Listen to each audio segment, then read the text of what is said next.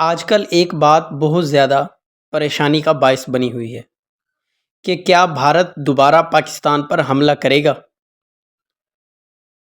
دوستو، اس تناظر میں ہمیں بہت زیادہ محتاط ہونا ہوگا کیونکہ ہمارا دشمن مکار اور بہت زیادہ شاطر ہے اور اسے کسی بھی صورت پاکستان کی فتح ہضم نہیں ہو رہی۔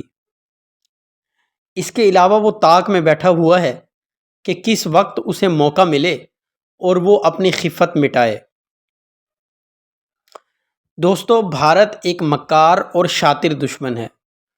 وہ کسی وقت بھی اس بات کو اپنا سکتا ہے کہ پاکستان نے سیز فائرز کی خلاف ورزی کی ہے اور اس کے جواب میں وہ پاکستان پر حملہ کر سکتا ہے، لیکن اگر وہ ایسی حرکت کرے گا تو انشاءاللہ منہ کی کھائے گا اور ایک مرتبہ پھر اسے اینٹ کا جواب پتھر سے دیا جائے گا۔ دوستو، آپ لوگوں سے درخواست ہے کہ اگر آپ چینل پر نئے ہیں تو چینل کو سبسکرائب کر دیں اور بیل آئیکن کو ضرور پریس کر دیں تاکہ ہر نئی آنے والی ویڈیو سب سے پہلے آپ تک پہنچ سکے۔ دوستو، اس ویڈیو میں ہم آپ کو بتائیں گے کہ پاک فوج نے انڈیا کے خلاف اس جنگ میں کیسی فتح حاصل کی اور کیسی کامیابیاں سمیٹیں۔ دوستو، پاک بھارت جنگ تقریباً ختم ہو چکی ہے، سیز فائر ہو گیا ہے اور خاصے امکانات ہیں کہ اس میں توسیع ہو جائے۔ جنگ میں پاکستان کا پلڑا بھاری رہا۔ اس کی کئی وجوہات ہیں جو ہم آگے چل کر بیان کریں گے۔ سب سے بڑھ کر یہ ہے کہ عالمی میڈیا اور خود بھارت کے کئی ممتاز دفاعی تجزیہ کار مودی کی حکومت پر تنقید کر رہے ہیں اور ان کا کہنا ہے کہ بھارت کی نہ صرف حکمت عملی غلط رہی بلکہ اس کا بھارت کو بہت زیادہ نقصان پہنچا۔ سب سے پہلے تو یہ بات سمجھ لیں کہ اگر اپنے مخالف سے 6-7 گنا بڑی فوج کئی گنا زیادہ جدید اور مہنگے ہتھیاروں سے لیس ہو کر حملہ آور ہو اور اس کی مخالف فوج کو کچلنے میں ناکام رہے تو یہ اس کی شکست سمجھی جائے گی۔ کم افرادی قوت، نسبتاً تھوڑے اسلحے اور کم وسائل کے ساتھ لڑنے والی چھوٹی فوج اگر مخالف سے برابر بھی رہ جائے تب بھی یہ اس کی فتح ہے۔ اگر بڑی فوج حملہ آور تھی اور وہ اپنے اہداف حاصل کرنے میں ناکام رہی ہو تب بھی اس کی ناکامی تسلیم کی جائے گی۔ یہی وجہ ہے کہ اس بھارتی جنگی ایڈونچر کو دنیا بھر میں ناکامی تصور کیا جا رہا ہے۔ دوسری بات یہ ہے کہ یہاں ایسا نہیں ہوا کہ پاکستانی فوج نے صرف اپنی بقا کی جنگ لڑی ہو اور اپنا وجود قائم رکھا ہو، بلکہ اس کے برعکس پاکستانی فوج نے بھارتی حملے کا بھرپور جواب دیا اور نہایت شدید زور انداز میں ایسا کیا۔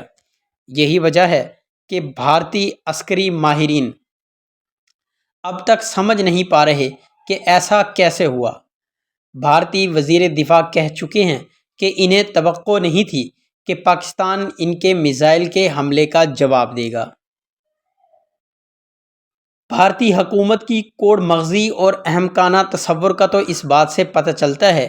یہ بھی معلوم ہوا ہے کہ ان کی انٹیلیجنس بھی پرلے درجے کی نالائق ہے۔ تیسری بڑی اور اہم بات یہ ہے کہ پاک فضائیہ نے بھارتی فضائیہ کے مقابلے میں اپنی برتری نہ صرف قائم کر دی بلکہ اسے آؤٹ کلاس کر دیا۔ یہ بڑی بات ہے۔ اپنے سے کئی گنا بڑی فضائیہ کو، جسے دنیا کے جدید اور مہنگے ترین طیاروں میں سے ایک طیارہ رافیل کے 3 اسکواڈ کی قوت حاصل تھی، جس کے پاس دنیا کے بہترین اینٹی میزائل سسٹم میں سے ایک S-400 بھی موجود ہے، اسے یوں وائٹ اپ کر دیا، دنیا حیران ہے۔ افواج پاکستان اس وقت دنیا بھر میں ایک مثالی قوت بن کر ابھری ہے اور پاکستان کے ماتھے کا جھومر بن چکی ہے۔ چوتھی بات پاکستان کے میزائلوں کی کامیابی ہے۔ پاکستان نے مختلف میزائلوں سے بھارت کے کئی ایئر بیسز اور مقبوضہ کشمیر میں کئی اہم فوجی تنصیبات کو نشانہ بنایا۔ اس میں کسی کو کوئی شک نہیں کہ پاکستانی میزائل بھارتی اینٹی میزائل دفاعی نظام کو چاک کر کے بھارت کے اندر گھسے اور مطلوبہ اہداف کو ہٹ کیا۔ یہ بھی پاکستان کی بڑی کامیابی ہے۔ امید کرتے ہیں آج کی ویڈیو بھی آپ کو پسند آئی ہوگی۔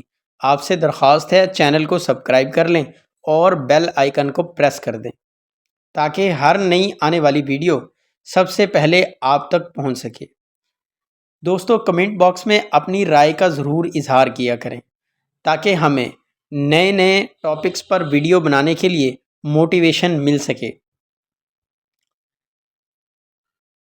امید کرتے ہیں آج کی ویڈیو آپ کو ضرور پسند آئی ہوگی۔